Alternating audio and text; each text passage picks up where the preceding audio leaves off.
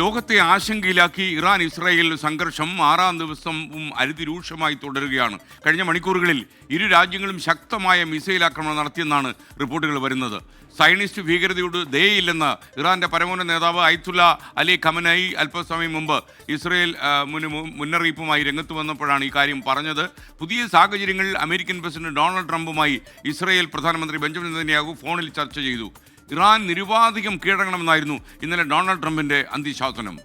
ഇപ്പോൾ സംഘർഷത്തിൻ്റെ കൂടുതൽ വിവരങ്ങളുമായി സെൻട്രൽ ന്യൂസ് ഡെസ്കിൽ നിന്ന് പി ജെയിംസ്, അതുപോലെ ഇറാൻ കീഴടങ്ങണമെന്ന ട്രംപിൻ്റെ ആവശ്യത്തിൽ പ്രതികരിക്കാൻ മധു കൊട്ടാരക്കരയും, അതുപോലെ സെൻട്രൽ ന്യൂസ് ഡെസ്കിൽ നിന്ന് പൊതുവെയുള്ള വിഷയങ്ങൾ വിലയിരുത്താൻ ബി ദിലീപ് കുമാറും, ഡൽഹിയിൽ നിന്ന് ഇന്ത്യയുടെ നിലപാടും അതുപോലെ ഇന്ത്യക്കാരെ ഒഴിപ്പിച്ചു കൊണ്ടുവരാനുള്ള പദ്ധതികളുടെ വിശദാംശങ്ങളുമായി ആർ അച്യുതനും തത്സമയം ചേരുകയാണ്. ആദ്യം അമേരിക്കയിലേക്ക് മധു കൊട്ടാരക്കര തത്സമയം ചേരുന്നു. മധു, ശരിക്കും ഈ യുദ്ധത്തിൻ്റെ ഭാഗമല്ല താൻ എന്ന് പറയുമ്പോൾ നഗ്നമായി യുദ്ധത്തിൽ ഇടപെട്ടുകൊണ്ട് തന്നെ അമേരിക്കൻ പ്രസിഡന്റ് ഉത്തരവ് വന്നിരിക്കുന്നു. നിരുപാധികം കീഴടങ്ങണം ഇറാൻ എന്നാണ് അദ്ദേഹം പറയുന്നത്, അല്ലെങ്കിൽ അന്തിമ ഫലം മറ്റൊന്നായിരിക്കും എന്ന രീതിയിലുള്ള അന്ത്യശാസനം തന്നെയാണ് വരുന്നത്. ഒരു മീഡിയേറ്റർ റോളിൽ നിന്ന് അമേരിക്ക മാറിക്കഴിഞ്ഞു എന്ന് വേണമോ നമ്മൾ കരുതാൻ? Good morning. Good morning SKN. തീർച്ചയായിട്ടും അങ്ങനെ കരുതേണ്ടിയ രീതിയിലുള്ള പ്രസ്താവനകളാണ് പ്രത്യേകിച്ച് US പ്രസിഡന്റ് ഡൊണാൾഡ് ട്രംപിന്റെ ഭാഗത്തു നിന്ന് വളരെ പ്രകോപനപരമായ പ്രസ്താവനകളാണ് ഇന്ന് വന്നിരിക്കുന്നത്. അതും ദേശീയ സുരക്ഷാ ഏജൻസിയുടെ വൈറ്റ് ഹൗസിലെ 90 മിനിറ്റ് നീണ്ട യോഗത്തിന് ശേഷമാണ് ഇത് വന്നത്. ഇറാന്റെ നിരുപാധിക കീഴടങ്ങലാണ് US പ്രസിഡന്റ് ഡൊണാൾഡ് ട്രംപ് ആവശ്യപ്പെട്ടിരിക്കുന്നത്.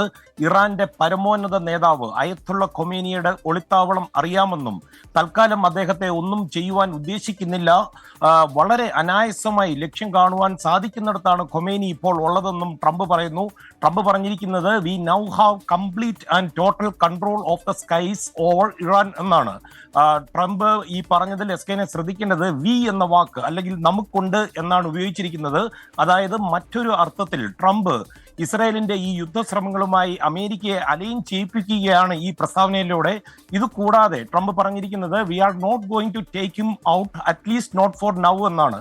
ഇവിടെയും ട്രംപ് വീണ്ടും വി എന്ന വാക്കാണ് ഉപയോഗിച്ചിരിക്കുന്നത്. അതായത് ഒരുമിച്ച് എന്നുള്ള ഒരു അർത്ഥമാണ് ട്രംപ് ഇതിലൂടെ നൽകുന്നത്. ഈ ഇസ്രായേൽ ഇറാൻ സംഘർഷത്തിൽ ഒരു വിലപേശലിനുള്ള മാനസികാവസ്ഥയിലല്ലെന്നും അതുപോലെ വെടിനിർത്തലിനപ്പുറമുള്ള ഒരു അവസാനത്തിനാണ് താൻ താല്പര്യപ്പെടുന്നതെന്നാണ് ട്രംപ് ഇന്ന് പറഞ്ഞിരിക്കുന്നത്.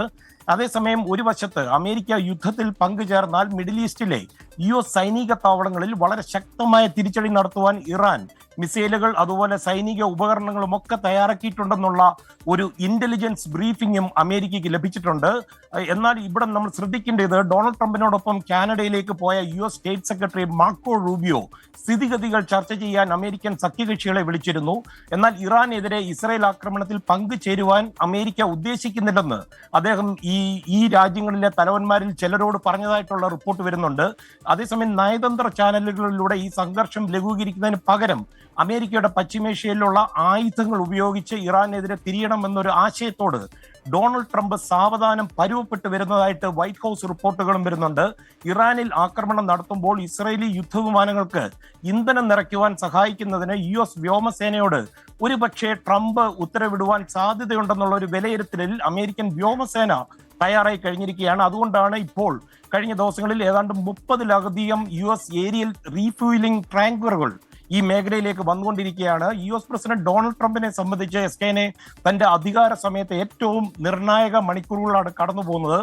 ഒരു വശത്ത് ഇസ്രായേലുമായി ചേർന്ന് ഇറാന്റെ ആണവ നിലയങ്ങൾ ബോംബിട്ട് തകർത്ത് അവരുടെ ആണവ പദ്ധതി എന്നേക്കുമായി അവസാനിപ്പിക്കാനുള്ള ഒരു അവസരം, അല്ലെങ്കിൽ ഇറാൻ ഒരു ആണവ രാജ്യമായി പൂർണ്ണത പ്രാപിക്കുന്നത് കണ്ടു നിൽക്കണം. SKN. മധു കൊട്ടാരക്കരയാണ് വിവരങ്ങൾ നൽകിയത്.